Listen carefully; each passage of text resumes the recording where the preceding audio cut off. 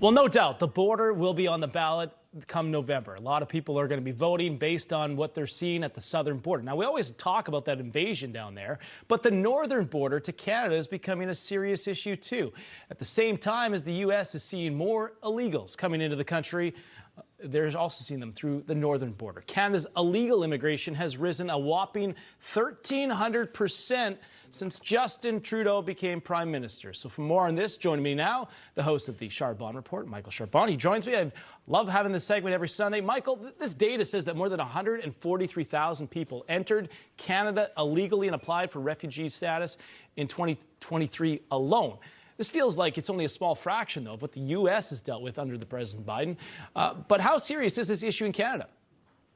It's huge. He had to spend $250 million on additional medical and support, et cetera, to take care of these people. One of the problems was Mexican nationals were allowed to come to Canada without a visa. And all of a sudden they would show up, have no identification, say, hey, I'm illegal, I need asylum. And many others have gone through Mexico to try and do the same thing. They've closed this loophole now. But still, consider Canada also accepted 300,000 Ukrainians. There's 400,000 student visas that have been issued here. And it's about 2.5 million temporary residents in Canada since 2024. So it's becoming a problem. And as I've said before to you, John, can you imagine if the Republicans get in and they start talking about this mass deportation service? We have a 5,000-mile undefended border with like 142 touch points. Are we going to see the same kind of mass pushing like you just saw in El Paso, where, by the way, one was arrested and 400 released? This is something we have to take into serious consideration. And I don't think Canada's prepared, John. Yeah, that's a great point. And I imagine it's having issues on the tax system there, too. I want to switch gears, though. The Canadian government hasn't been the most generous when it comes to helping Israel as they ramp up against the Hamas here in their war. But, Michael, the Trudeau government announced recently this week that they're ending its arms sales to Israel. Now, isn't this just the latest sign of bowing to the left-wing anti-Israel people there? Unfortunately, it is. You know how they say the squeaky wheel gets the oil. All this demonstration, et cetera, are a small contingent of people who are basically anti-Semitic. I don't know why Trudeau is doing this.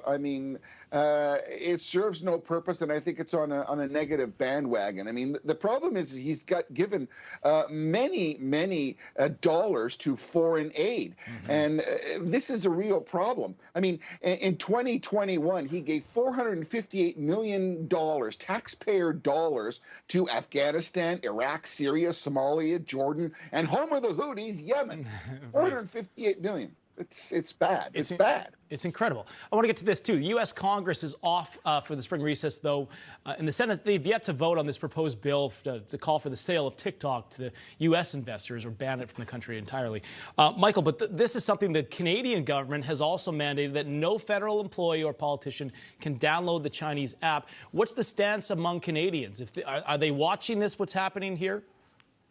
So 3.2 million Canadians use TikTok. About a quarter of people in Canada who are online use TikTok.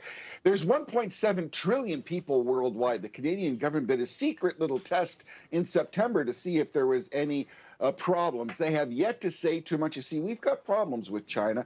There were some allegations of influence in elections. We had some prisoner exchanges. Trudeau's very hesitant to make a big thing about that, but he has said that people in government cannot have TikTok. But let's be real.